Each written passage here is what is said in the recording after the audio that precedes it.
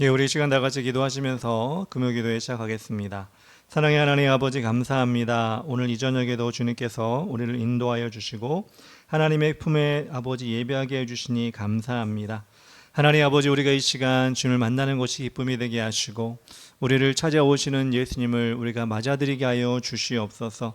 그리고 하나님 아버지, 이 저녁에 우리가 기도하며 나아갈 때 하나님께서 성령의 충만함을 부어주셔서 한 사람 한 사람 정말 하나님의 능력을 잊고 기도할 수 있도록 도와주시옵소서. 이 저녁에 주님께서 온전히 영광 받으시길 원하며 예수님의 이름으로 기도합니다. 아멘. 찬양할 때 너는 결단하라 찬양합시다. 내가 도적처럼 왔을 때 너는 자신할 수 있느냐? 내가 한밤중에 왔을 때 너는 나와 갈 수 있느냐? 말씀에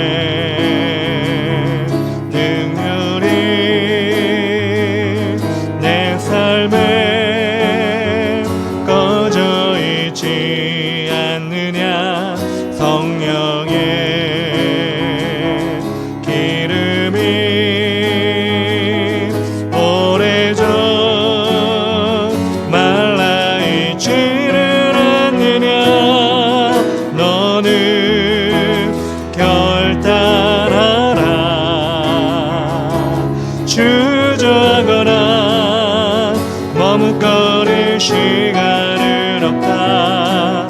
너는 그 자리에서 다시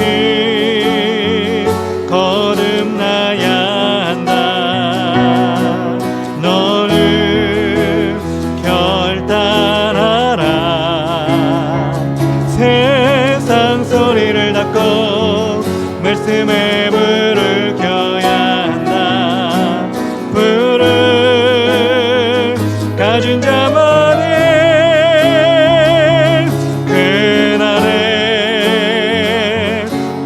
그날에 나와 간다. 다시 한번. 내가 도적처럼 왔을 때 너는 자신할 수 있느냐? 내가 한밤중에 왔을 때 너는 나와 갈 수 있느냐? 말씀에 등불이 내 삶에 꺼져 있지 않느냐? 성령의 기름이 오래전 말라 있지는 않느냐? 너는 결단하라. 주저하거나 머뭇거릴 시간은 없다. 너는 그 자리에서 다시 거듭나야 한다. 너는 결단하라. 세상 소리를 닫고 말씀에 불을 켜야 한다. 불을 가진 자만이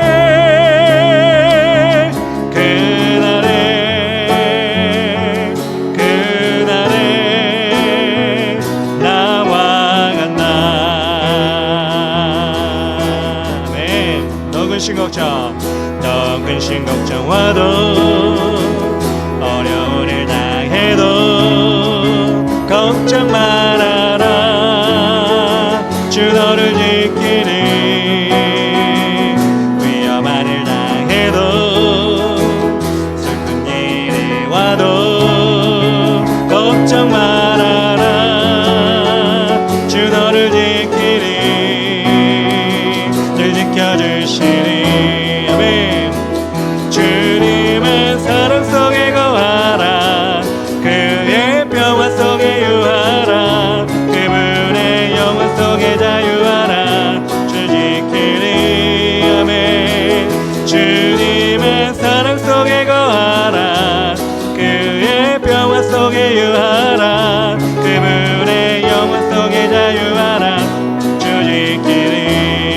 근심 너 근심 걱정와도 어려운 일 당해도 걱정 말아라. 아멘. 주 너를 지키리.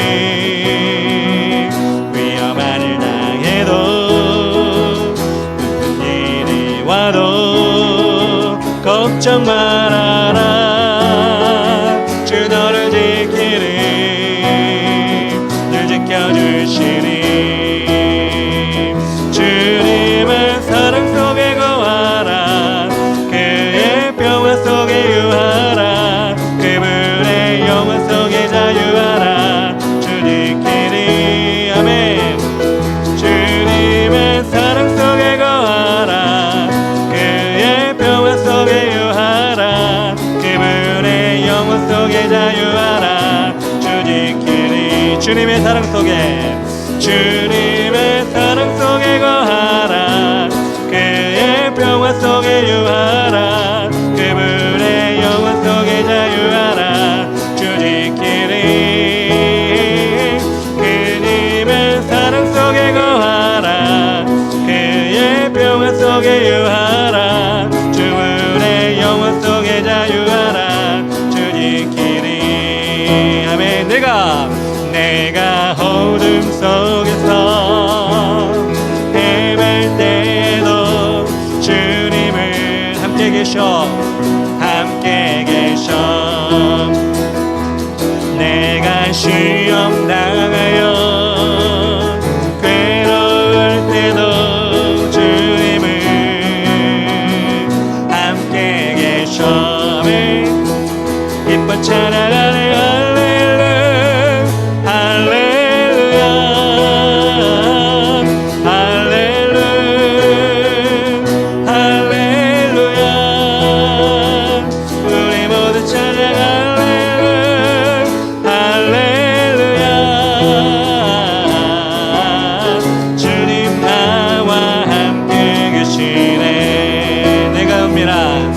내가 은밀한 곳에서 기도할 때도 주님은 함께 계셔.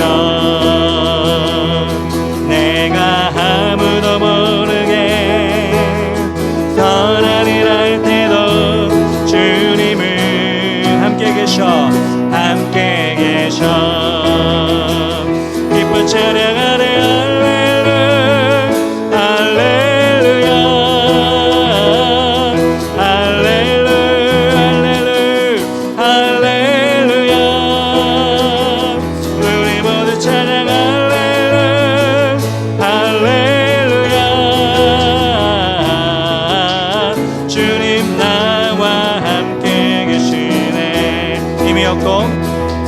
힘이 없고 연약한 사람들에게 주님은 함께 계셔.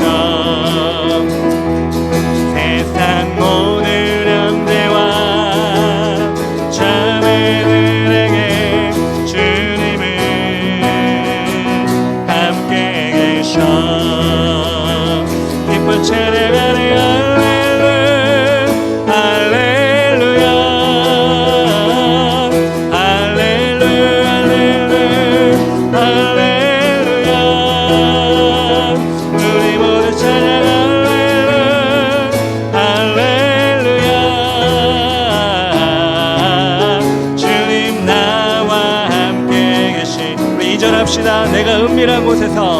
내가 은밀한 곳에서 기도할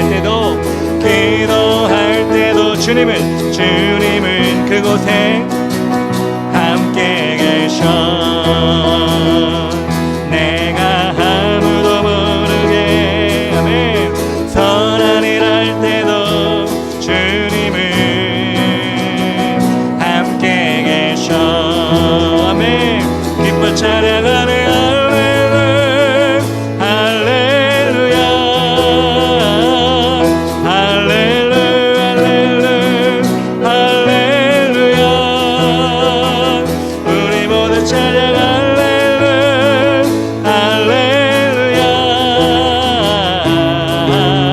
주님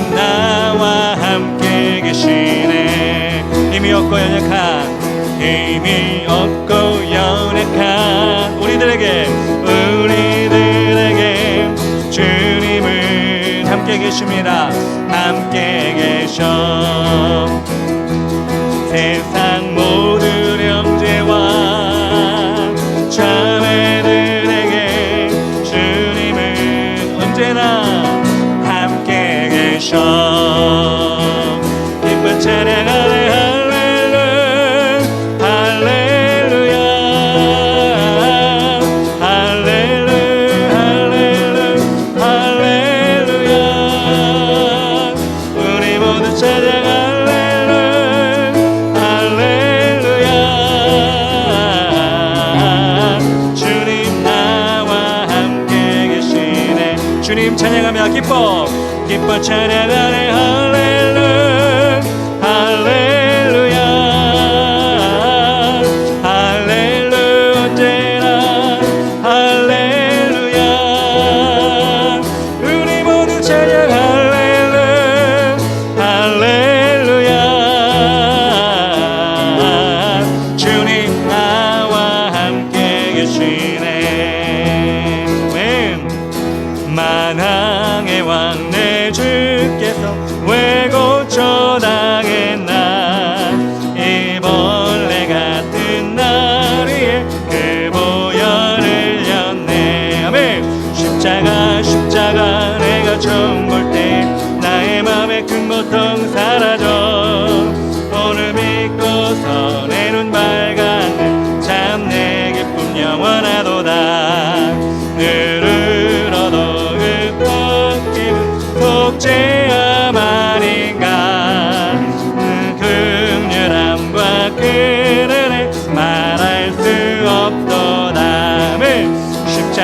십자가 내가 처음 볼 때 나의 맘의 큰 고통 사라져 오늘 믿고서 내 눈 밝았네 참 내 기쁨 영원하도다 늘 얻어 그 은혜 나 갚을 수 없네 나 주님께 몸 바쳐서 주의 이름 쓰리 십자가 내가 처음 볼 때 나의 맘의 큰 고통 사라져 오늘 믿고서 내 눈 밝았네 참 내 기쁨 영 만왕의 왕 내 주 만왕의 왕 내 주께서 왜 고쳐 당했나 이 벌레 같은 날 위에 그 보혈을 렸네 십자가 내가 처음 볼 때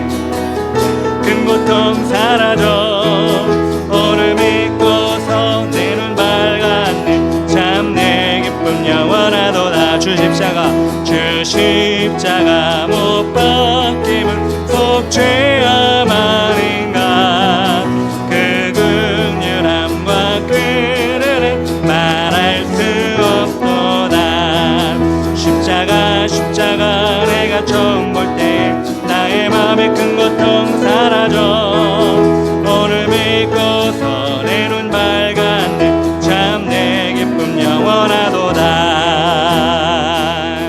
늘 흘러도 그 은혜 다 갚을 수 없네 나 주님께 몸 바쳐서 주의 이름 쓰리 아멘 십자가 내가 처음 볼 때에 나의 맘의 큰 고통 사라져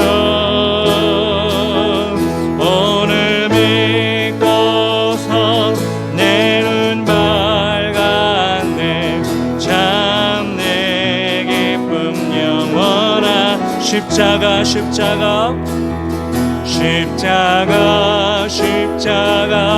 내가 처음 볼 때 나의 맘의 큰 고통 사라져 오늘 믿고서 내 눈 밝았네 참 내 기쁨 영원하도다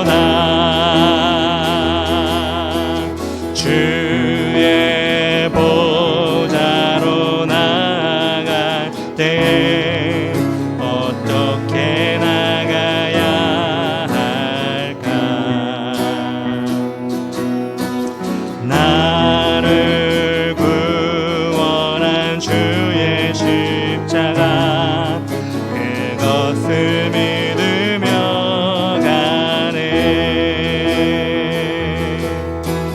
주의 보좌로 나아갈 때에 나 여전히 부족하나. 나를 품으신 주의 그 사랑 그것을 믿으며 가네. 자격 없는 내 힘이 아닌 오직 예수님의 보혈로 자격 없는 내 힘이 아닌 오직 예수님의 보혈로 십자가 보혈 십자가의 보혈 완전하신 사랑 힘입어 나아갑니다.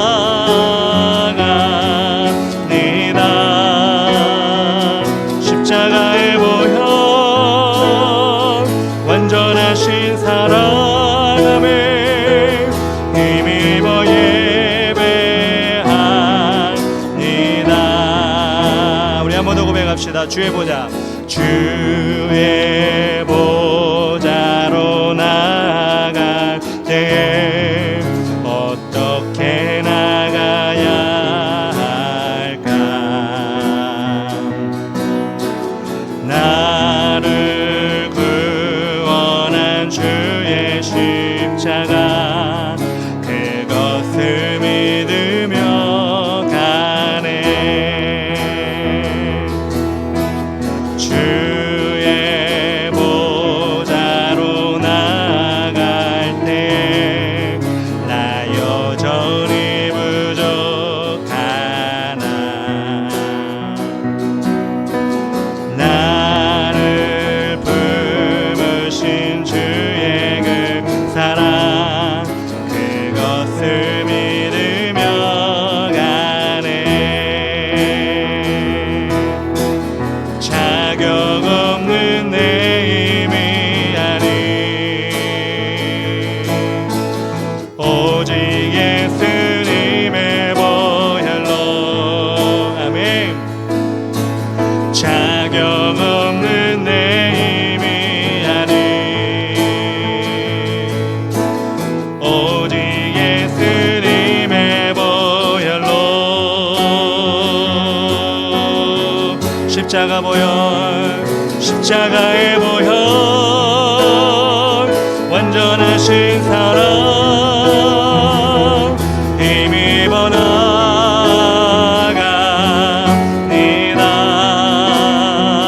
십자가의 보혈 완전하신 사랑 힘입어 예배합니다. 십자가 보혈 십자가의 보혈 완전하신 사랑 오직 주님만 힘입어 나아갑니다. 십자가의 보혈 완전하신 사랑 힘입어 예배하. 우리 한 번 더 고백합시다. 십자가의 보혈 십자가의 보혈 완전하신 사랑 힘입어 나아갑니다. 십자가의 보혈 완전하신 사랑 힘입어 예배합니다.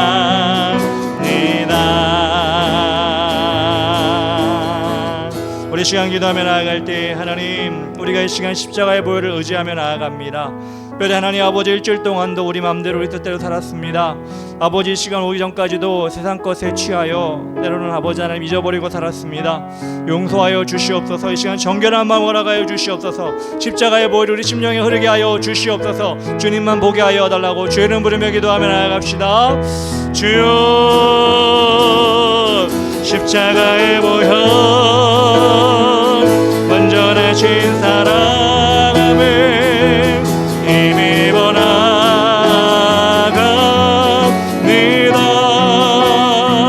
십자가의 보혈 완전하신 사랑함에 힘입어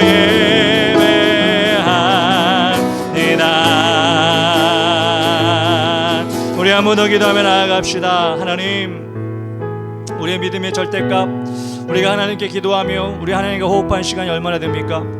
우리 육신으로는 매일매일 호흡하지 아니하면, 아니 1분도 호흡하지 아니면 죽는데, 하나님 아버지 한 주간 살면서 얼마나 주님과 함께 호흡하며 우리 영으로 죽지 아니하고 살았습니까? 다시 한번 돌아보기 원합니다. 하나님, 주님 이 예배 가운데 회복되기 원합니다. 그렇습니다. 하나님, 우리의 아버지 황폐화된 심령이, 믿음이 하나님 아버지 주님을 심을, 주의 말씀을 심을 수 없는 하나님 돌짝밭 같은 마음이 하나님 주님께서 만짐으로 인하여 새로워지게 하여 주시옵소서. 그렇게 우리를 만져달라고 성령님 임하여달라고 주의 이름 부르며 기도하겠습니다. 주여 십자가의 보혈 완전하신 사랑 힘입어 나갑니다. 십자가의 보혈 완전하신 사랑함에 힘입어 예배 주님만 오직만 십자가의 보혈 완전하신 사랑 나의 마음에 힘입어 나갑니다.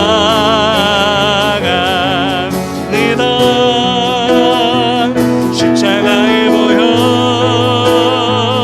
완전하신 사랑 힘입어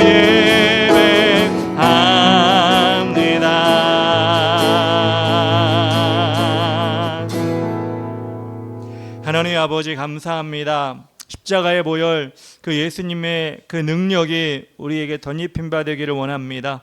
특별히 하나님 아버지 우리의 연약한 모습을, 우리의 하나님을 외면했던 모습을, 주의 말씀을 등한히 했던 모습을 회개하오니 하나님 아버지 시간 저희를 새롭게 빚어 주시옵소서.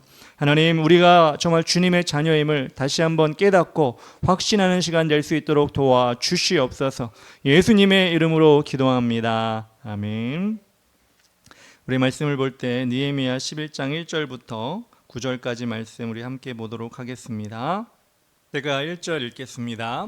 백성의 지도자들은 예루살렘에 거주하였고 그 남은 백성은 제비 뽑아 10분의 1은 거룩한 성 예루살렘에서 거주하게 하고 그 10분의 9는 다른 성읍에 거주하게 하였으며 예루살렘에 거주하기를 자원하는 모든 자를 위하여 백성들이 복을 빌었느니라. 이스라엘과 제사장들과 레위 사람들과 느디님 사람들과 솔로몬의 신하들의 자손은 유다 여러 성읍에서 각각 자기 성읍 자기 기업에 거주하였느니라. 예루살렘에 거주한 그 지방의 지도자들은 이러하니 예루살렘에 거주한 자는 유다 자손과 베냐민 자손 몇 명이라. 유다 자손 중에는 베레스 자손 아다야이니 그는 우시야의 아들이요 스가랴의 손자요 아마랴의 증손이요 스바다의 현손이요 마할렐라의 오대손이며 또 마아세야니 그는 바룩의 아들이요 고로세의 손자요 하사야의 증손이요 아다야의 현손이요 요아립의 오대손이요 스가랴의 육대손이요 실로 사람의 칠대손이라. 예루살렘에 거주한 베레스 자손은 모두 468명이니 다 용사였느니라.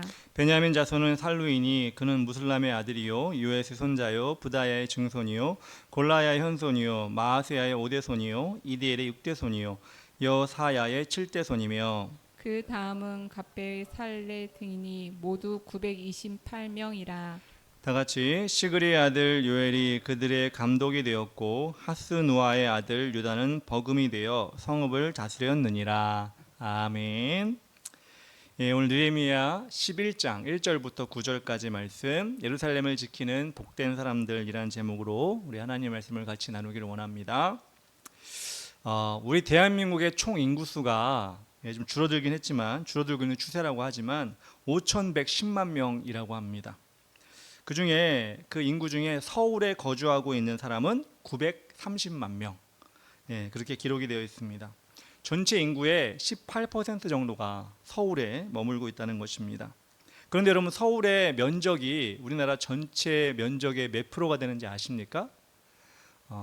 서울이 전체 인구의 18%가 살고 있는 930만 명이 살고 있는데, 면적으로 따지면 서울이 우리나라, 남한이죠, 대한민국의 면적의 0.6%밖에 안 된다는 것입니다. 이 좁은 땅에 이렇게 많은 사람들이 몰려 있다는 것을 보면서 우리는 참 놀라움을 금치 못할 수밖에 없습니다. 많은 사람들이 서울에 와서 일자리를 구하고 집도 구하고 자신의 삶의 터전 여러 가지를 구하려고, 얻으려고 노력하고 있습니다. 왜 그럴까요? 왜 서울에 이렇게 모여들까요? 우리도 서울에 살고 있지만, 우리 교회는 부천이지만 서울에 살고 있지만 왜 그럴까요? 서울은 대한민국의 수도이기도 하고 병원도 많고 학교나 문화시설, 서울에서 누릴 수 있는 것들이 참 많이 있어서 다른 지방에 비해서 압도적으로 사람들이 많이 모이는 것 같습니다. 제가 어릴 때 들었던 노래인데요, 그 노래 마지막 부분이 이렇게 나옵니다. 지금도 기억이 나는데 그게 무엇이냐? 아름다운 서울에서 살렵니다. 이런 노래가 있었어요. 서울의 찬가라는 노래였는데요, 저는 서울에서 태어났기 때문에 서울이 아닌 다른 지방, 그 지방이 어떤 모습인지 어릴 때는 비교할 수가 없었습니다. 그냥 서울이, 제가 태어난 서울이, 물론 서울도 지역에 따라 좀 분위기가 다르긴 하지만 서울의 그 분위기에 익숙해져 있기 때문에 다른 지역의 사람들이 어떻게 사는지, 그 지역의 특징들을 잘 몰랐습니다. 그런데 보니까, 성인이 돼서 보니까 강원도도 가보고 충청도도 가보고 또 전라도나 경상도를 가보니까 확실히 서울과 다른 그런 지역의 특성이 있는 것을 보았습니다. 그 지역에 비해서 서울은 사람이 많고요, 차도 많고, 서울은 대중교통이 잘 돼 있기 때문에 교통수단이 잘 돼 있어서 어디를 가더라도 편하게 갈 수가 있습니다. 근데 지방의 어느 지역을 가면 하루에 한 번 차가 들어오거나 두 번 오전 오후 들어오거나 이런 지역도 있더라고요. 서울은 집 앞에서 나가면 5분 10분 안에 차가 와가지고 내가 목적지를 향해 갈 수 있는데, 그런 지역에 사시는 분들은 하루에 한 번, 두 번 시간을 맞춰서 나가야 되는 그런 불편함도 가지고 있는 것입니다. 또 서울은 어떻습니까? 지리적으로 서울은 예전부터 대한민국 조선의 수도기도 했죠. 한양이라고 했죠. 사대문도 있고요, 그리고 옛날 왕궁도 있고, 한국에서 가장 높다고 하는 빌딩, 예전엔 63빌딩이었는데 요즘 롯데타워가 됐죠. 그 빌딩도 있기 때문에 구경할 곳이 참 많이 있습니다. 그것뿐입니까 여러분? 서울에는 좋은 학교도 있고 중학교, 고등학교, 대학교 무수히 동네마다 많이 있습니다. 특별히 서울에, 우리나라에 손꼽는 대학이 서울에 거의 다 들어있지 않습니까? 그래서 맘만 먹으면, 공부하겠다고 맘만 먹으면 서울에서 공부 열심히 해서 서울 안에 있는 대학을 들어가면 지방에서 서울로 오는 것처럼, 아니면 서울에서 지방으로 갈려야 되는 그런 상황처럼 멀리 학교 다닐 일이 없습니다. 맘만 잘 먹으면 그렇게 집에서 버스를 타고 지하철을 타고 자기가 원하는 대학에서 수준 높은 교육을 받을 수 있는 그런 상황도 됩니다. 그리고 서울에 있으면 또 뭐가 좋으냐? 사람들이 많기 때문에, 그리고 여러 가지 문화적인 혜택이 많기 때문에 유행을 쉽게 우리가 그것을 캐치할 수가 있습니다.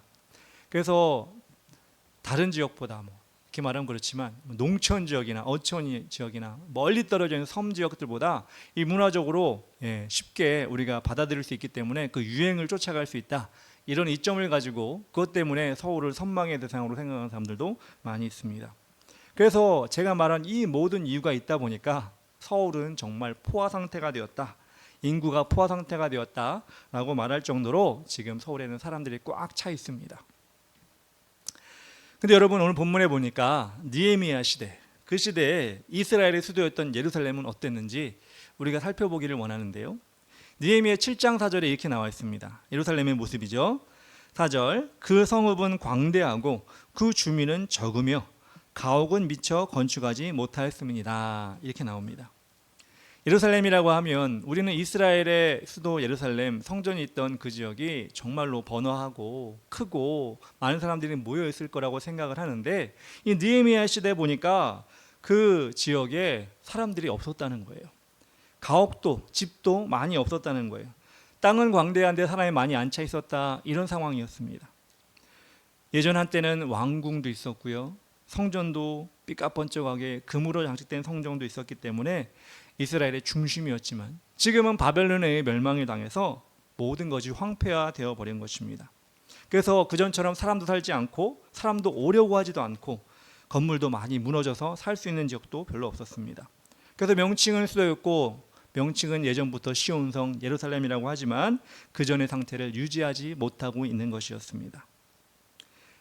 그런데 여러분, 느헤미야가 성벽을 건축하기 시작했고 완성이 52일 만에 됐습니다. 새롭게 변화가 되어서 이제는 예루살렘 성이 예전과 다른 모습이 되었는데요, 그렇다고 사람들만 몰려드는 건 아니었어요. 그런데 여러분, 그 예전의 모습 만들어가기 위해서는 어떻게 되죠? 사람이 들어와야죠. 서울이 사람이 있어서 지금 유지가 되는 것처럼 이 예루살렘 성에도 사람이 들어와서 살고 그것을 누리고 그것을 가꿔야지만이 예루살렘 성이 유지가 되는 것입니다. 그래서 느헤미야가 생각해낸 방법이 무엇이냐? 본문 1절에 나옵니다. 1절에 이릅니다. 백성의 지도자들은 예루살렘에 거주하였고 그 남은 백성은 제비 뽑아 10분의 1은 거룩한 성 예루살렘에서 거주하게 하고 10분의 9는 다른 성읍에 거주하게 하였으며 라고 나옵니다. 이스라엘을 이끄는 지도자들이 모두 예루살렘으로 들어와 살도록 만들었다는 것입니다. 지위가 높은 사람들이나 낮은 지위가 높은 사람들이나 귀족이라든가 이런 사람들 모두 모범을 보여서 예루살렘 성으로 들어왔다는 것입니다. 어떤 일이든 우리가 앞장을 서야 할 때 앞장을 서는 사람, 그 앞장을 서는 사람 하나님께 쓰시는 사람입니다. 왜 그러냐? 그 사람은 책임을 지는 사람이기 때문에 그렇습니다. 그리고 본을 보이는 사람이기 때문에 그렇습니다. 느헤미야를 비롯해서 많은 지도자들이 예루살렘으로 살던 곳을 이주하였고 다시 그 예루살렘은 하나님이 쓰시는 지역으로 바꿔가기 시작했고 그들의 헌신이 하나님이 쓰시는 헌신이 되었습니다. 여러분, 가정도 그렇고요, 교회도 그렇고요, 우리가 오늘 말씀을 빗대어 보면 누군가의 헌신, 누군가가 앞서서 누군가가 그곳에 먼저 희생하는 모습을 볼 때 그곳이 살기 좋은 곳, 아름다운 곳, 쓰임받는 곳이 될 수가 있습니다. 집안도 그렇죠. 가정의 청소를 앞서서 하는 사람이 없으면 나 몰라라, 누가 하겠지, 누가 치우겠지, 이렇게 놔두면 어떻게 되죠? 결과는 뻔하죠. 수리해야 될 곳이 있어요. 문이 삐걱삐걱 소리가 나요. 문에 뭐가 빠졌어요. 손잡이가 없어요. 누가 이걸 끼워 놓겠지. 그렇게 하면 여러분, 내팽개쳐두면 여러분 그 장소는 점점 폐허가 되는 것입니다. 그런 일을 하기 위해서는 누군가의 수고가 따르게 되는 것인데 자신의 손에 자신의 시간, 자신의 힘을 거기에 투입을 해서 그것을 일을 감당할 때 그 사람의 헌신이 그 모든 것을 바꾸어 나가기 시작하는 것입니다. 그 사람이 지도자이고요, 그 사람이 그 일을 책임지는 사람이 되는 것입니다. 그런 의미에서 느헤미야는 리더로서 최고의 모습을 보여주었어요. 그가 자신이 먼저 이스라엘 예루살렘으로 이주하면서 다른 사람들의 롤모델이 되어주었습니다. 그러니까 다른 사람들이 따라올 수밖에 없는 것입니다. 교회라는 공동체, 가정을 얘기했지만 교회라는 믿음의 공동체는 어떻습니까? 하나님을 섬기는 모습이 늘 나타나고 믿음이 없는 사람이 그 교회에 들어왔을 때 누군가가 그 사람을 위해 헌신하는 모습, 힘들지만 헌신하는 모습을 가지고 있을 때 그 사람을 하나님께로 잘 인도하는 것입니다. 새로운 사람을 안내하고 도와주고 사랑으로 섬겨주어야 합니다. 부족한 것이 있으면 먼저 챙겨줘야 하고요, 교회 생활은 이런 것이다 이렇게 가르쳐 주어야 합니다. 그래서 많은 교회들, 특별히 부흥이 된다고 하는 많은 교회들, 그 교회들의 부흥 비결이 뭐냐고 많이 물어보면 그 교회들은 그렇게 이야기합니다. 설교가 좋아서요, 교회 밥이 맛있어서요, 교회 시설이 좋아서요가 첫 번째가 아니라 어떤 성도든 처음에 온 성도들이 교회에 정을 붙이기 쉬워서요, 교회에 믿음을 가질 수 있는 여건이 잘 돼 있어서요, 이렇게 이야기를 한다는 것입니다. 사람의 마음이라는 게 여러분 설교가 귀에 딱 들어올 수도 있고요. 처음에 아니면 목사님의 설교가 아무리 좋아도 안 맞을 수도 있잖아요.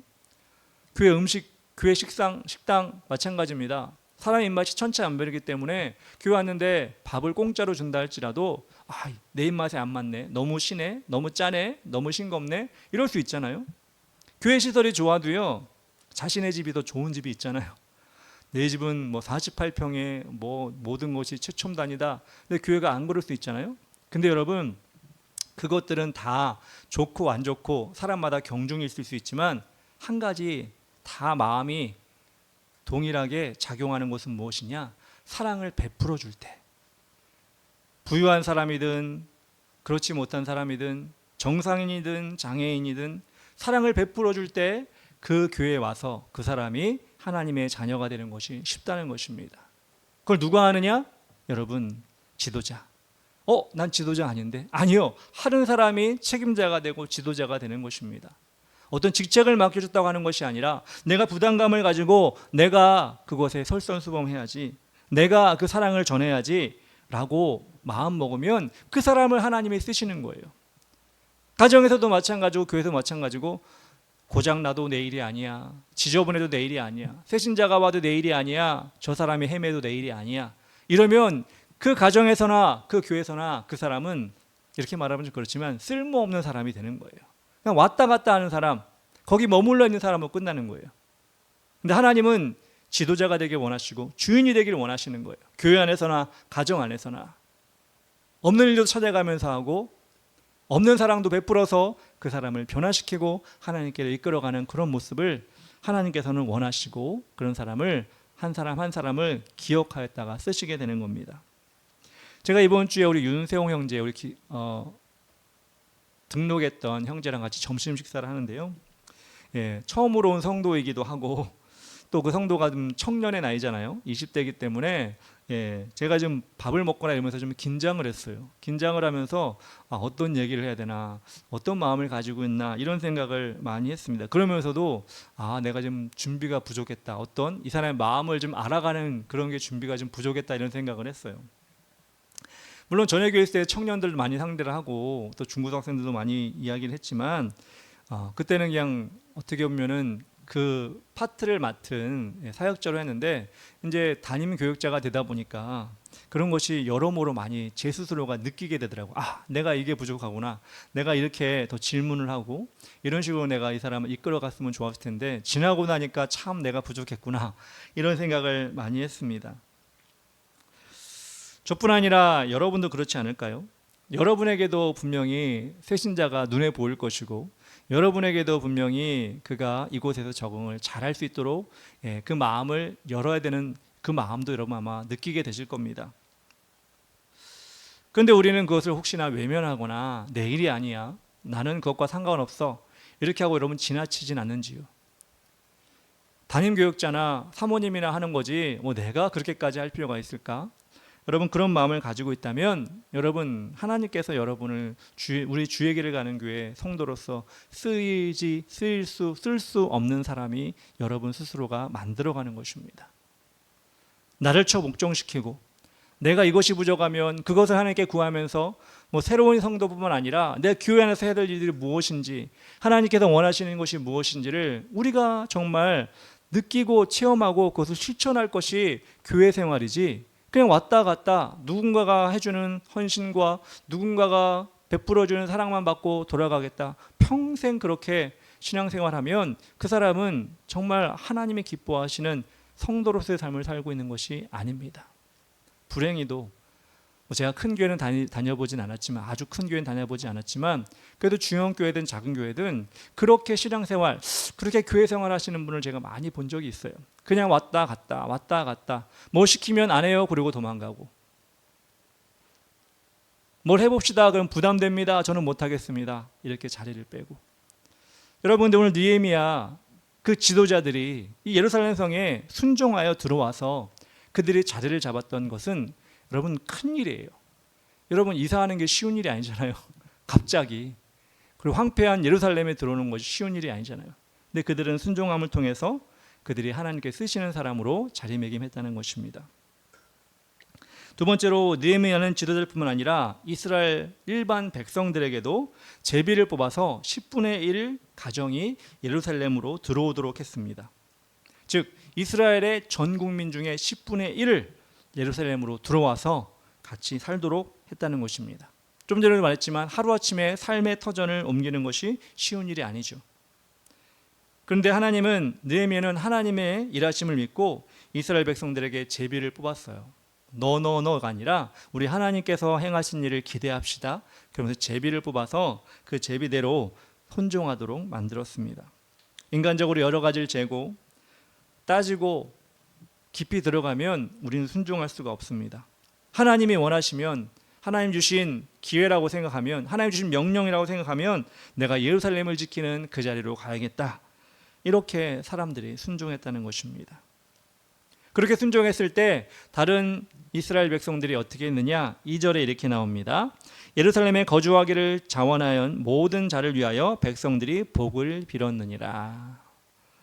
예루살렘에 거주하는 모든 사람들을 위해 다른 10분의 9의 이스라엘 백성들이 그들의 복을 빌어주었다는 것입니다. 제가 어릴 때 살았던 동네가 서울 용산의 삼각지라는 동네였습니다. 근데 그 동네의 가장 큰 주요한 건물이, 주요한 시설이 무엇이었느냐? 바로 국방부였습니다. 그래서 지금도 어린 시절이었지만 기억나는 게 무엇이냐? 우리나라가 대한민국에 전쟁이 일어나면 우리나라 남한 땅 중에 가장 위험한 곳이 어디냐? 바로 삼각지다. 그런 이야기를 누구나 했습니다. 왜냐하면 국방부가 그곳에 있었기 때문에 북한에 있는 미사일 모든 기지가 이 국방부를 향하고 있다. 전쟁만 나면 여기 미사일이 떨어진다. 이런 얘기를 너무나 자주 들었고요. 그런 두려움을 가지고 있었습니다. 우리나라 군대를 지휘하는 곳이니까 당연히 그렇겠죠. 그래서 어린 마음에 어떤 마음이 들었냐? 야, 나는 빨리 삼각지를 떠나야 되는데 전쟁 나면 여기 있으면 바로 죽는다는데 언제 이사 갈 수 있을까? 언제 벗어날 수 있을까? 이런 걱정을 했던 기억이 납니다. 이스라엘 예루살렘에 머무는 것이 아마 비슷할 것입니다. 딴 지역에 살다가 예루살렘으로 들어간다는 것은 그냥 터전만 옮기는 것이 아니라 위험한 자리로 가는 거예요. 왜? 다른 나라에서 쳐들어오게 되면 어디를 먼저 쳐들어와요? 수도를 먼저 쳐들어옵니다. 수도를 먼저 점령합니다. 그래야 그 나라를 정복한 것이기 때문에 예루살렘에 들어온 것은 어떻게 보면 위험의 자리로 들어오게 된다는 것입니다. 그렇지만 그 위험의 자리였지만 많은 이스라엘 백성들이 그 자리에 들어온 사람들을 축복해 주었습니다. 여러분, 우리가 신앙생활하는 것도 마찬가지인 것 같아요. 무슨 얘기냐? 여러분, 우리가 세상에 벗하고 세상에 즐기고 세상 사람들과 놀러가고 세상 사람들과 똑같이 살면 사단은 공격하지 않아요. 그냥 냅둬요. 그렇게 살아라. 그렇게 세상을 즐기며 살아라. 세상에 있는 것을 먹고 마시며 그렇게 살아라. 그런데 여러분, 우리가 공격받을 때는 언제죠? 하나님과 가까이 있을 때, 하나님을 열심히 믿으려고 할 때 사탄이 가장 많이 공격을 합니다. 너 왜 교회 가냐? 너의 즐거운 시간에 왜 거기 가서 시간 버리고 있냐? 왜 물질은, 왜 돈은 교회에 가서 받다 바치냐?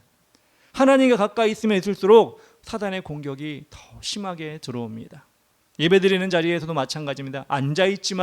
우리가 앉아있지만 눈은 앞을 쳐다보고 있지만 머리는 딴 생각을 할 때가 있어요. 사단이 공격하고 있는 거예요. 하나님이 우리를 불러주셨는데 우리가 여기 앉아있으면서 하나님과 가까이 있으면서 우리가 공격을 받을 때 우리는 어떻게 힘을 얻어야 될까요? 속수무책으로 하나님, 저는 하나님과 함께 있기 원합니다. 근데 공격이 많이 들어옵니다. 공격을 맞으면서 죽겠다, 힘들다, 어렵다 이렇게 여러분 살아갈 거예요? 아니요. 하나님은 그렇게 우리를 놔두지 않아요. 하나님은 그렇게 우리를 무방비 상태로 놔주지 않습니다. 하나님은 우리에게 성령님을 붙여주십니다. 그래서 우리를 지켜주시는 거예요. 로마서 8장 26절, 우리가 너무나 잘 아는 말씀이죠. 다 같이 한번 읽어볼까요? 시작. 이와 같이 성령도 우리 연약함을 도우시나니 우리는 마땅히 기도할 바를 알지 못하나 오직 성령이 말할 수 없는 탄식으로 우리를 위하여 친히 간구하시느니라. 그래서 우리는 영적인 싸움 가운데 그 한가운데 있을 때 염려하고 힘들어하고 답답해하고 고민할 것이 아니라 성령님이 나와 함께 계시지, 내가 하나님과 함께하면 할수록 하나님이 더 나를 성령님을 통해 지켜주시지, 이런 마음을 가지고 우리는 힘을 얻고 나가야 된다는 것입니다. 제가 어릴 때 전쟁 나면 어떡하지? 미사일이 날라올 텐데 그때는 그 마음을 위로해 줄 사람이 아무것도 없었어요. 네. 그 어린 마음을 제가 누구한테 얘기한 것도 아니고 그 속에 있는 마음을 누가 뭐 위로해 주거나 전쟁 안 나, 너 안 죽어 이렇게 얘기해 줄 사람이 아무도 없었어요. 세상 일은 그래요. 근데 여러분, 우리가 신앙생활하면서 여러 가지 답답하고 컬컬한 심령을 가지고 여러분 신앙생활할 때 어려움을 당할 때 있잖아요. 그럴 때 여러분 마음에 말씀해 주시는 분이 있어요. 성령님이 말씀해 주시는 거예요. 성령님이 여러분과 함께 해주시는 거예요. 여러분과 가까이 해주시는 겁니다. 그럴 때 우리는 복이라고, 그것이 성도의 복이라고 우리는 이야기할 수 있는 것입니다. 그래서 시편 73편 28절에 이렇게 나옵니다. 하나님께 가까이함이 내게 복이라. 내가 주 여호와를 나의 피난처로 삼아 주의 모든 행적을 전파하리이다. 하나님, 내가 주님과 가까이 하는 것이 복입니다. 나의 피난처 되신 주님, 나를 지켜 주시옵소서. 이렇게 여러분들이 고백할 수 있는 이유와 권리가 어디서 나옵니까? 성경 말씀에 이렇게 나오기 때문입니다. 우리를 지켜주시겠다고, 우리에게 힘 주시겠다고 분명히 말씀해 주셨기 때문입니다. 그런가 하면 여러분, 예루살렘에 들어와서 살게 된 사람들의 어떤 면면이 있는지 우리는 살펴볼 필요가 있습니다. 누가 들어왔는지, 구성원들이 어떻게 됐는지, 주로 어떤 지파의 사람들이 있는지 우리는 살펴보아야 합니다. 4절의 초반절에 이렇게 나옵니다. 예루살렘에 거주한 자는 유다 자손과 베냐민 자손 몇 명이라 이렇게 나옵니다. 유다 자손과 베냐민 지파, 유다 지파와 베냐민 지파 사람들이었다 이렇게 나옵니다. 근데 여러분, 이스라엘은 원래 몇 지파로 시작을 했죠? 12지파로 시작을 했습니다. 야곱이 야복 강가에서 하나님의 사자와 씨름을 하면서 기도할 때 환도뼈가 부러짐에도 불구하고 그 사자를 놓지 않았죠. 날이 새기까지 놓지 않았을 때 그 사자가 떠나면서 야곱에게 이름을 새롭게 지어줍니다. 이스라엘이라는 이름을 지어주었습니다. 그 뜻은 무엇이냐? 하나님과 겨루어 이겼다라는 뜻이 바로 이스라엘이었습니다. 그래서 이제는 널 야곱이라 부르지 않고 이스라엘이라 부르라 이렇게 말씀하셨습니다. 그래서 야곱의 그 12아들이 이제 이스라엘이라고 하는 민족의 시초가 된 것입니다. 12명의 아들이 있었는데요. 여러분, 12명 중에 레위 지파는 하나님께 제사장 지파로 드렸기 때문에 빠지고 11명의 아들이 남잖아요. 근데 어떻게 12지파가 될까요? 아마 모르신 분도 있을 것 같아서 제가 설명을 드릴게요. 어떻게 레위가 빠졌으면 11지파 아닙니까? 라고 할 수 있는데요. 11지파가 아니라 12지파. 왜 12지파냐면 요셉 지파가 없고 막내에서 두 번째 요셉 지파가 없고 요셉의 아들 에브라임과 므낫세가 한 지파씩 차지하기 때문에 12지파가 된 거예요. 레위가 빠졌어도 므낫세와 에브라임이 요셉의 이름을 가지고 요셉의 그 혈통을 가지고 그것을 물려받았기 때문에 12지파가 된 겁니다. 그 12지파가 되어서 이제 이스라엘이 시작이 되었고, 다윗 왕 때, 사울 왕 때 그렇게 12지파가 이스라엘에 존재를 했습니다. 그런데 지금 느헤미야가 있던 이 시대, 야곱이 이스라엘이라는 이름을 받았던 그 시대, 느헤미야가 있는 이 시대는 몇 년 지났냐? 1400년 정도 지났을 때입니다. 야곱의 아들이 12명이었고 12지파가 내려왔는데 지금 느헤미야 시대는 지금 이스라엘에 몇 지파가 남았다고요? 2지파만 남았습니다. 10지파는 어디 갔죠? 10명의 아들의 그 후손들은 다 어디 갔죠? 여러분들, 10명의 그 지파, 이룬 지파들은 북이스라엘에 속해 있다가 아수르에게 망한 후에 포로로 끌려갔습니다. 그렇게 해서 세계 여러 지역으로 흩어져 버려서 그 10지파는 사라져 버렸습니다. 분명히 이스라엘이라는 귀한 이름을 가졌던 지파가 그렇게 사라진 이유는 여로보암 왕 때부터, 북이스라엘의 여로보암 왕 때부터 우상 숭배의 죄를 저질렀기 때문에 그렇게 된 것입니다. 북이스라엘은요, 하나님이 쓰시는 선지자들이 많았어요. 엘리야, 엘리사, 호세야, 아모스, 요나, 이런 선지자들이 있었는데 그들이 하나님께 받은 경고를 백성들에게 분명히 얘기했고 왕에게 경고를 했음에도 불구하고 그들은 끝내 돌아오지 않았습니다. 그래서 그들은 역사 속에서, 이스라엘 역사 속에서 사라져 버렸습니다. 그래서 지금 우리가 생각하는 이스라엘 땅에 있는 그 유대인들이라고 하는 사람들은 다 유다 지파 아니면 베냐민 지파예요. 거기에 무슨 므낫세 지파가 있고 무슨 지파가 있는 것이 아니라 다 유다 지파 아니면 베냐민 지파입니다. 근데 더 중요한 것은 무엇이냐? 그렇게 선민이었던 이스라엘의 혈통을 가진 그런 사람들이 그 혈통이 이제는 중요해진 게 아니라는 거예요. 유대인의 혈통을 가졌으니까 하나님께 쓰시는 자다. 그게 아니라 이제는 하나님, 즉 예수 그리스도를 구세주로 여기고 하나님을 아버지로 양자로 주님께 택하 주신 모든 믿음의 자녀들이 이제는 그 혈통에 다 들어갔다는 것입니다. 동양인, 서양인 상관없이, 아프리카, 저기 동남아시아 상관없이 예수 그리스도를 구세주로 믿으면 하나님께서 그 예비하신 천국에 다 들어갈 수 있는 자격을 다 주셨다는 것입니다. 하나님은 그래서 지금 이스라엘만 바라보고 계신 게 아니에요. 유대인들만 바라보는 것이 아니라 지금 이 시간 우리가 예배드리는 이 시간에 우리를 바라보시며 또 어딘가에서 예배를 드리고 있는 그 하나님의 자녀들을 다 바라보고 계신 거예요.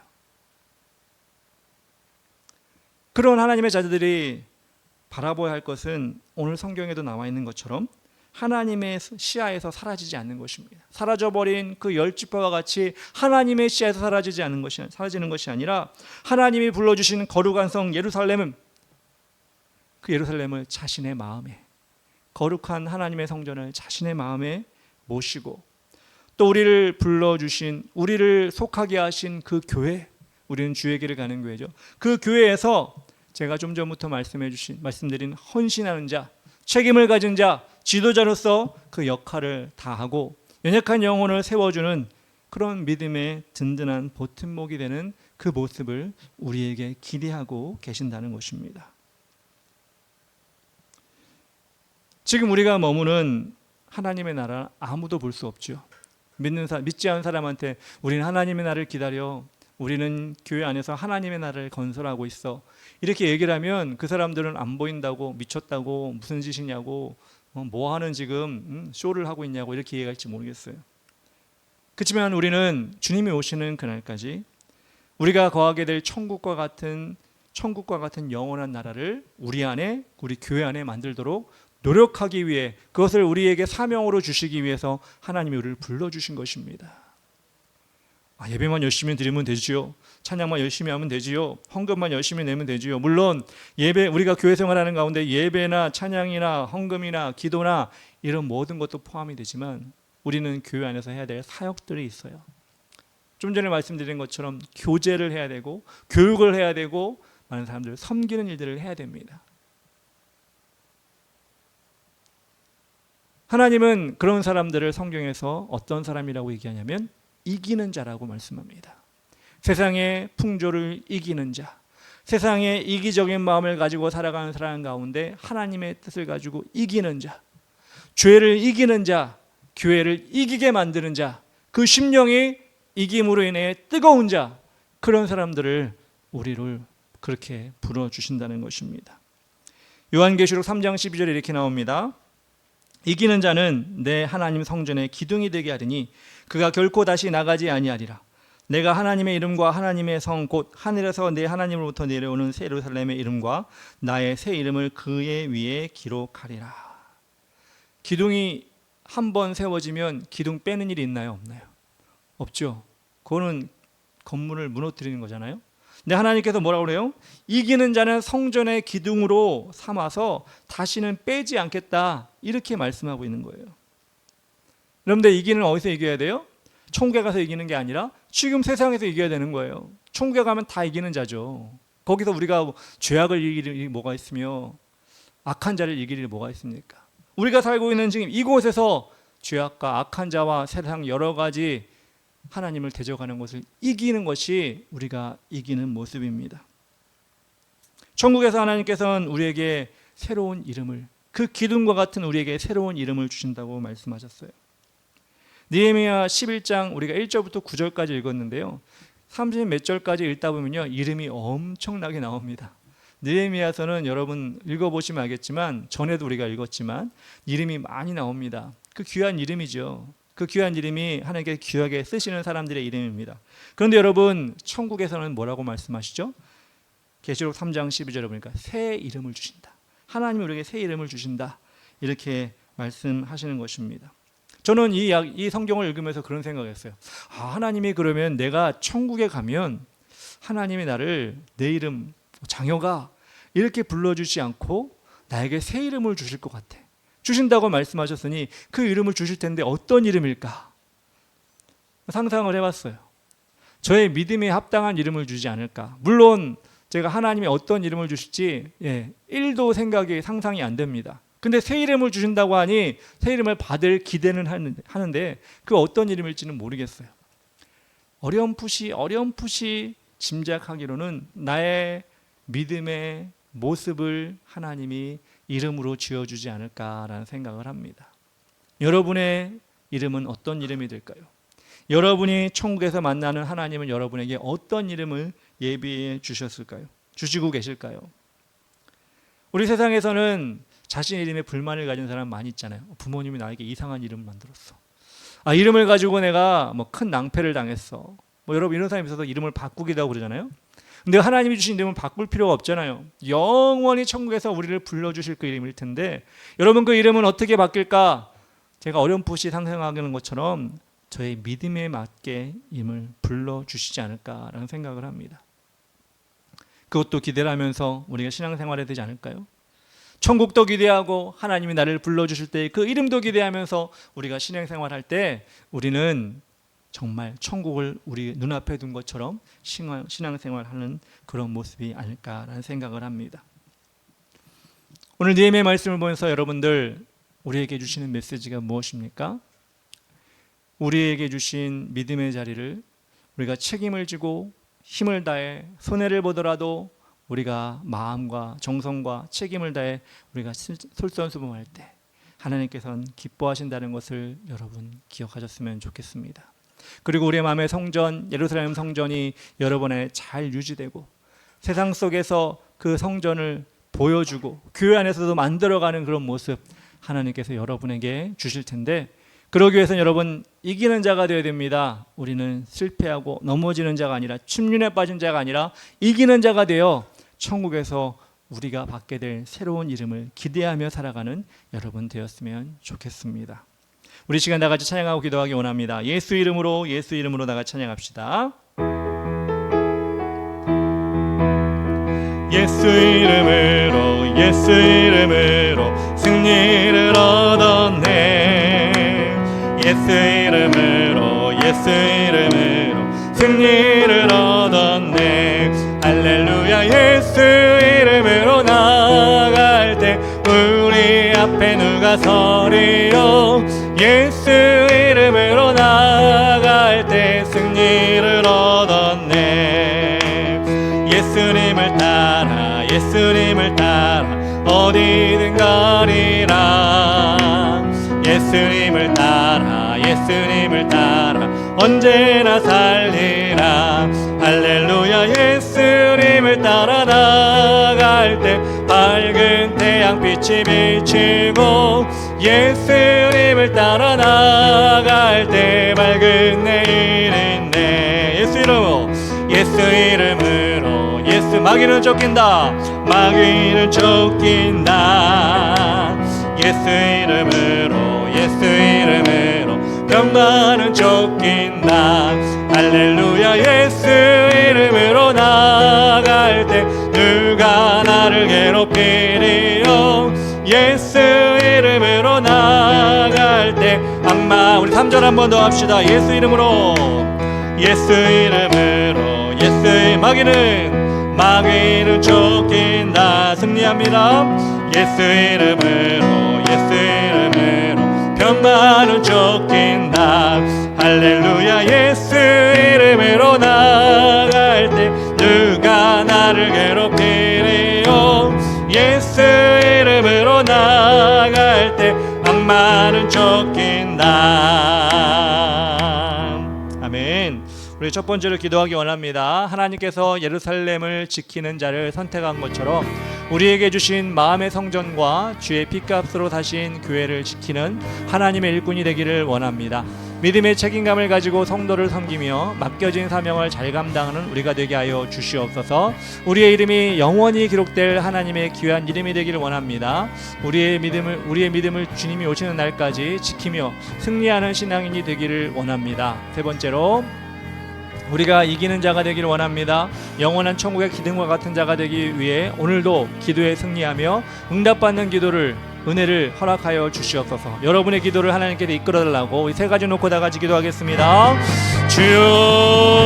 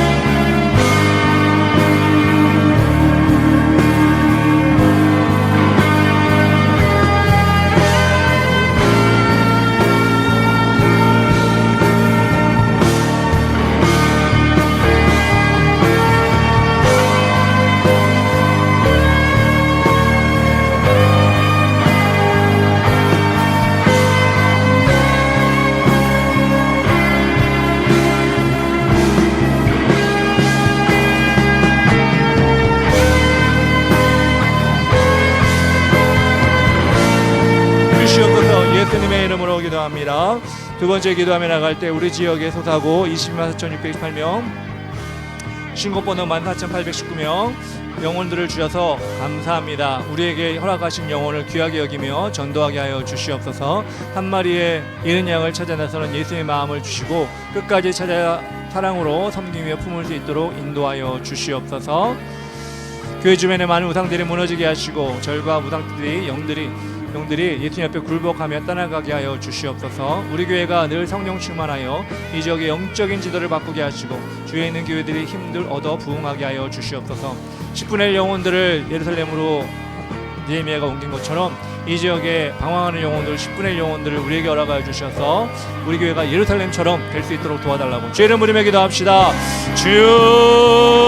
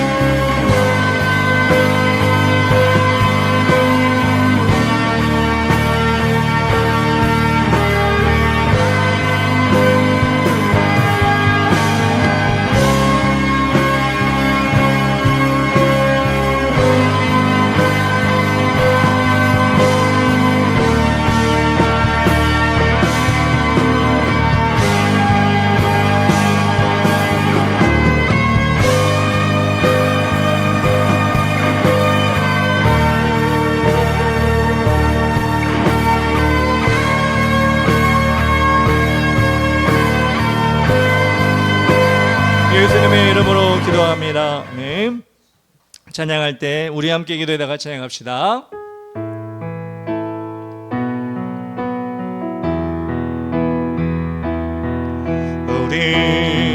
우리 함께 기도해 주 앞에 나와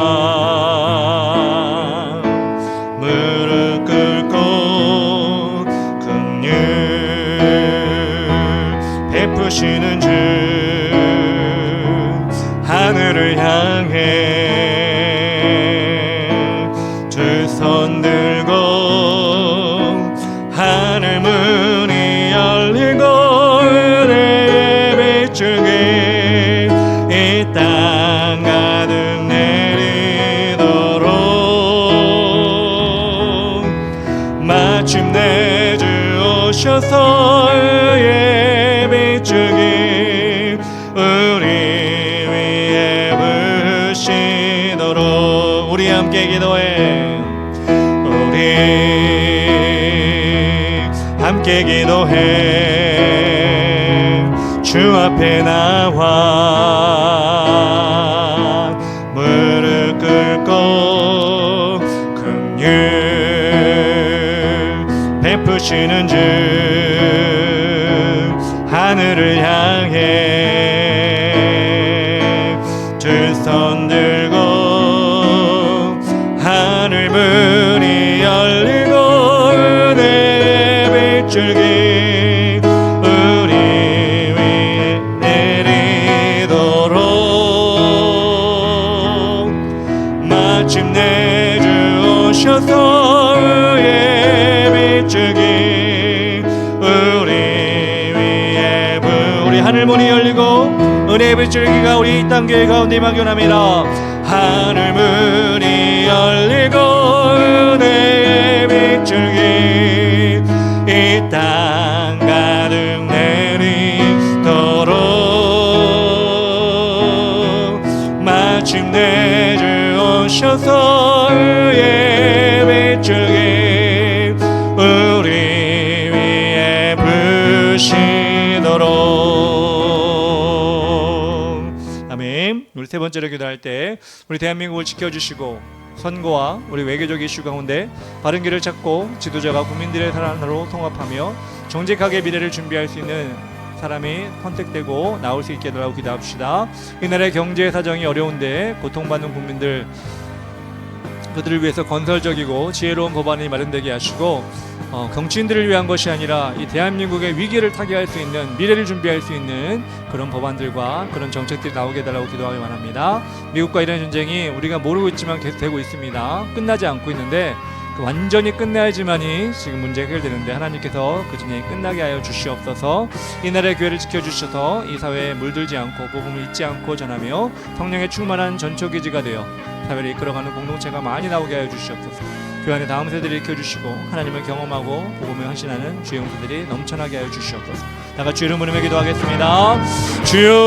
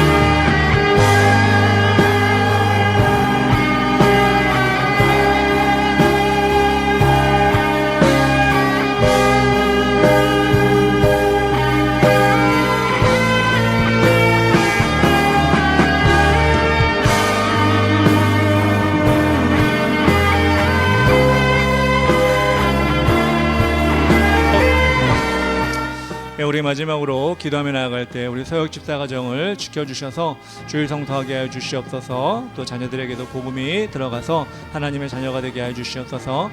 우리 길 돕고 후원해 주시는 교회들과 성도들을 지켜주시고 부흥허락하여 주시고 가정마다 하나님께서 복의 근원이 되게 하여 주시옵소서. 여러분 각자 기도를 놓고 기도할 때 여러분의 간급한 기도를 하나님께 매달리며 기도할 때 분명히 역사에 일어날 줄 믿습니다.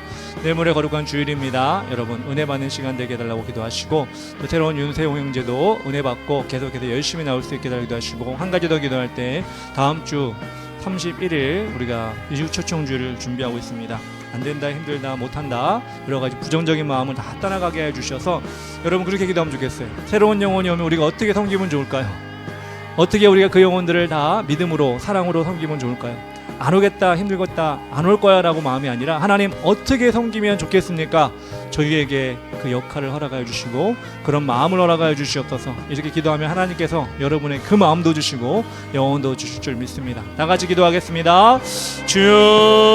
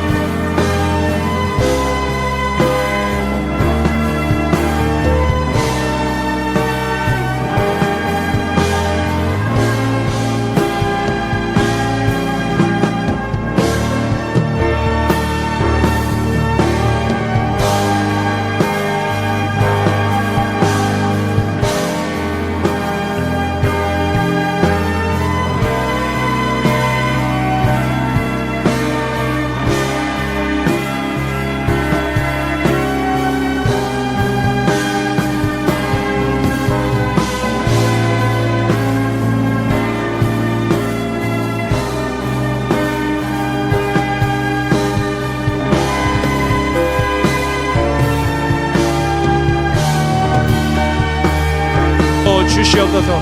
예수님의 이름으로 기도합니다. 사랑의 하나님 감사합니다. 오늘 니에미야 말씀을 통하여 그 예루살렘 성, 아버지 만궁이 있었고 성전이 있었고 휘황찬란했던 하나님의 영이 있던 그 성전에 아버지 이제는 사람이 없어 아버지 하나님은 그것을 지키고 유지할 사람이 없는데 니에미야가 하나님 10분의 1 영혼들 그리고 지도자들이 그곳에 들어가 자신의 역할을 감당하며 책임을 다하는 모습을 보면서 우리 또한 우리에게 주신 우리 교회와 또한 아버지의 마음의 성전을 지켜야 함을 다시 한번 깨달았습니다. 비록 힘들고 어렵고 또한 수고가 따른다 할지라도 그 성전을 유지하며 지키는 일들이 하나님이 원하시는 일이기에 우리 또한 아버지 하나님 우리 마음의 성전을 꼭 지키게 하여 주시고 우리에게 맡겨주신 주의 길을 가는 교회 아버지 교회도 우리가 더욱더 언신함으로 지킬 수 있도록 도와주시옵소서. 하나님 우리의 이름이 생명책에 기록되었다고 말씀하시고 영원한 천국에서 기둥같이 사용하신다고 말씀하시고 새 이름을 주신다고 말씀하셨사오니 그것을 기대하며 우리가 이기는 자가 될 수 있도록 도와주시고 세상에 여러 가지 어려움이 있다 할지라도 아버지 위험의 자리를 할지라도 우리 하나님께서 성령님을 보내주셨사오니 그 성령님을 의지하며 우리가 견디고 싸워 승리할 수 있도록 도와주시옵소서. 하나님 이 지역을 주님께서 인도해 주시고 하나님 갈급하고 방황한 영혼들 10분의 1 영혼들을 예루살렘에 넣어주신 것처럼 우리 교회에 보내주셔서 그 영혼들을 하나님께 온전히 올려드릴 수 있도록 도와주시고 하나님 이 나라 이 지역의 아버지 영적인 지도가 바뀌어지는 아버지 그런 일을 감당하는 우리 교회가 될 수 있도록 도와주시옵소서. 우상이 떠나가며 무당이 떠나가며 절이 떠나가며 악한 영이 떠나가는 역사를 할 수 있도록 도와주시고 침체되고 황폐한 교회마다 일어나는 역사를 할 수 있도록 도와주시옵소서. 이 나라를 주님께서 인도해 주시고 하나님 아버지 문제가 많이 있습니다. 또한 정치인들 위정자들이 하나님 아버지 하나님을 두려워하지 아니하고 백성을 두려워하지 아니하고 자신의 사역을 위해 아버지 정책을 위반하며 하나님 아버지 그것을 아버지 끝까지 밀어붙이고 있습니다. 특별히 하나님 아버지 백성들의 아버지 어려움을 살필 수 있는 지도자를 선택하여 주시고 특별히 아버지 외교 정세 가운데 또한 아버지의 경제 상황 가운데 아버지 위기를 타개할 수 있는 주님이 선택하신 지도자를 다시 한번 세워주셔서 이 땅이 정말 하나님께서 원하시는 나라 또한 교회마다 다시 한번 기도로 불붙는 나라가 될 수 있도록 도와주시옵소서. 그래야 다음 세대가 세워지게 하시고 이 땅이 정말 하나님께서 기뻐하시는 나라로 우리 모두가 확인할 수 있도록 도와주시옵소서. 특별히 하나님 아버지 서역집사 가정을 주님께서 인도하여 주시고 서역집사가 믿음의 가정이 되게 하여 주셔서 자녀들에게도 믿음을 본을 보일 수 있도록 도와주시고 여느 연합까지도 교회 나와 예배드릴 수 있도록 도와주시옵소서. 우리 교회를 돕는 신림 가나안교회 동안지사님 이영권 전사님 또한 많은 아버지 이름 없이 빛도 없이 우리에게 후원해 주시는 성도님들 붙잡아 주셔서 아버지 그들의 수고와 그들의 헌신이 분명히 하나님 앞에 상달되며 우리 교회의 부흥으로 연결될 줄 믿사오니 우리를 그렇게 사용하여 주시옵소서. 특별히 하나님 아버지 각자 기도 중을 고기도하였습니다. 하나님 간절한 기도를 하나님께서 들으신다고 말씀하셨습니다. 하나님 특별히 하나님 주님께서 지혜 없는 자에게 지혜를 주시고 명철 없는 자에게 명철을 주시고 끈기 없는 자에게 끈기를 주시며 또한 리더십과 세상을 살아갈 수 있는 하나님의 이름으로 살아갈 수 있는 그 마음을 허락하여 주시옵소서.